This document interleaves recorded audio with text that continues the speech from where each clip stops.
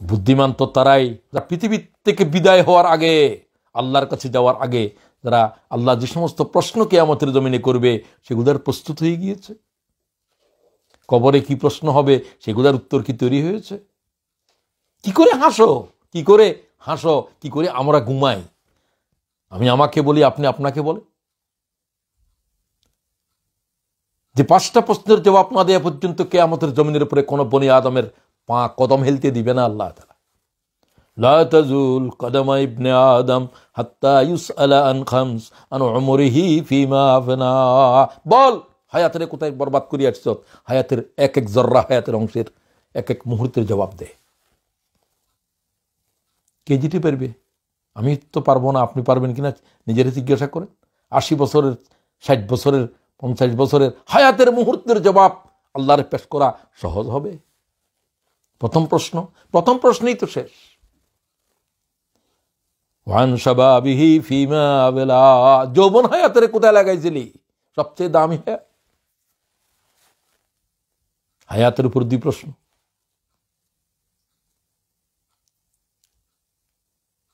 One মালিহি মিন আইনা ইকতাসাবাহু ওয়া ফিমা আনফাকাহু, সম্পদ মাল কিভাবে অর্জন করেছিলি? মালের ভিতরে কি কি হারাম ছিল, কোন কোন পথে করেছিলি, কোন সন্দেহজনক জিনিস গ্রহণ করেছিলি? সুদের ইমামতি করো, প্রত্যেকদিন হজ করো, হজের কাপড়ের ভিতরে সুদ হারাম, মানুষের অত্যাচার, জুলুম, মানুষের সম্পদ লুণ্ঠন করা। সে বলে লাব্বাইক, আর মালায়েকেরা বলে লা লাব্বাইক। তুই লাব্বাইক বলিস না, তোর কাপড় হারাম, তোর পাগড়ি হারাম, তোর এহরামের কাপড় পর্যন্ত হারাম। তোর কিসের লাব্বাইক? লা লাব্বাইক, আকাশ থেকে আওয়াজ আসে। হজের জন্য এহরাম করে হারাম মাল দিয়ে উমরা করে প্রত্যেক বছর, যত উমরা করতেছে তত গুমরা হচ্ছে, হারাম যে। সুতরাং মাল কিভাবে অর্জন করেছিলি আর কোন পথে মাল ব্যয় করেছো, আল্লাহর কাছে প্রত্যেকটা দানার হিসাব দাও। প্রত্যেকটা পাউন্ডের নয়, প্রত্যেকটা পেন্সের হিসাব দেয়া লাগবে। আল্লাহু আকবার। ওমা আমেলা মা জালিম, কতটুকু আমল করেছিলা, যতটুকু জেনেছিলা। খুদার বান্দারা, আমার কানের ভিতরে কি আওয়াজ, আল্লাহ তাআলার কোরআনের কি আলেম পৌঁছে দেওয়া হয়েছিল, আমার কান সাক্ষ্য দিবে কিয়ামতের মাঠে। আমি ভুলে গেলে কি হবে? আসো আজকের আয়াত থেকে আমরা কি শিখলাম? শিখলাম এই যে কিয়ামত যে সংগঠিত হবে এই বিষয়ের উপরে সন্দেহের কোনো গুঞ্জাইশ নাই। আমরা তো ইমানেই আনছি এটার উপরে, সব তো ইমানের এক ইমান। কি ইমান আনছ? আখিরাতের প্রতি কি আমাদের ইমান নাই? আখিরাতের প্রতি আল্লাহ আমরা ইমান আনলাম। এরপরে কিয়ামত বেশি দূরে না নিকটে? আল্লাহ তাআলা কোরআন শরীফে বলে কি, ওয়াস্তামে ইয়াউমা ইউনাদিল মুনাদি মিন মাকানিন করিব। আল্লাহ কতদের একবারে নিকটে ইসরাফিলের আওয়াজ শোনা যাবে, যেন এখান থেকে আওয়াজ হচ্ছে। এই কথা পর্যন্ত সূরা কাফের 41 আয়াতে আল্লাহ বলে দিচ্ছে, ইয়াউমা ইয়াসমাউনা আস-সায়হা বিল হক যালিকা ইয়াউমুল খুরুজ। এরকম প্রচন্ড আওয়াজ শুনবি যে তোর কানে মনে হবে যে আওয়াজ এখান থেকে উঠতেছে। আল্লাহ তাআলা সেটা পর্যন্ত কোরআন শরীফে বলে, যালিকা ইয়াউমুল খুরুজ, আজকে বের হয়ে যাওয়ার দিন, কবরের থেকে এক আওয়াজে বের করে ফেলবে।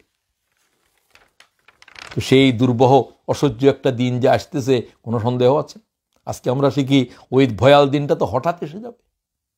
হঠাৎ পৃথিবী কাঁপতে শুরু করবে, হঠাৎ আওয়াজ শোনা যাবে, লোকেরা বিতণ্ডা করবে, কি হচ্ছে, কি হয় নাই, ইসরাফিলের আওয়াজ শোনা যাচ্ছে।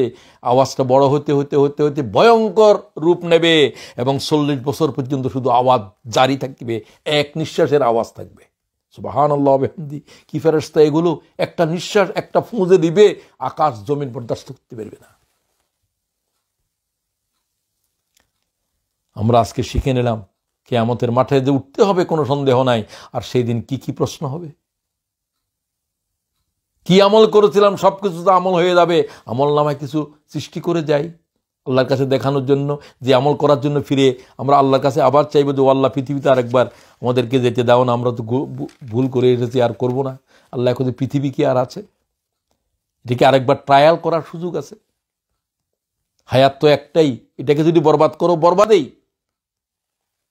সুতরাং আল্লাহর সামনে যে বিচারের সামনে যাওয়ার জন্য কি প্রস্তুতি আমি গ্রহণ করেছি।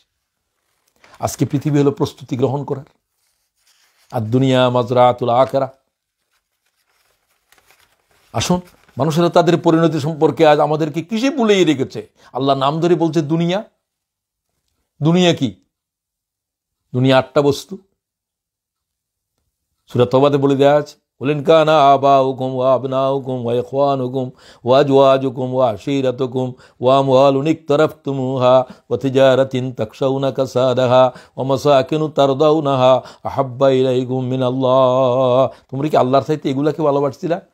পিতামাতা, ছেলে মেয়ে, স্ত্রী পরিজন, আত্মীয় স্বজন, সম্পদ, ব্যবসা, চাকুরি, বাড়িঘর, সব কিছুর নাম ধরে আল্লাহ বলছে মাতাউল হায়াতিদ দুনিয়া। আল্লাহকে এগুলোই ভুলাইছে। আগে বলেছি এগুলার নাম দুনিয়া নয়, এগুলো যদি আল্লাহরে ভুলাই দেয় এগুলা দুনিয়া। আল্লাহর চাইতে, রসুলের চাইতে, দিনের চাইতে, এই 3টাকে এক জায়গাতে আর 8টা এক জায়গায়। 3টার ভিতরে একটাই মূল, দিন। আল্লাহকেও তুমি দেখছো না, রসুলও এখন নাই, আছে তো শুধু দিন। আমি কি আল্লাহ তাআলার দিনকে অগ্রাধিকার দিয়েছি? আজকের নাজাতের সবচাইতে মৌলিক কারণ দিন কো তরজি দেনা, দিন কো তরজি দেনা। এটা মাওলানা মওদুদির শব্দ। তোমরা আখিরাতকে প্রাধান্য দাও, আখিরাতকে প্রাধান্য দাও। সুতরাং আসুন, আজকে দুনিয়া এবং আখিরাতের যে দ্বন্দ্ব চলছে, আমরা আখিরাতকে প্রাধান্য দিই।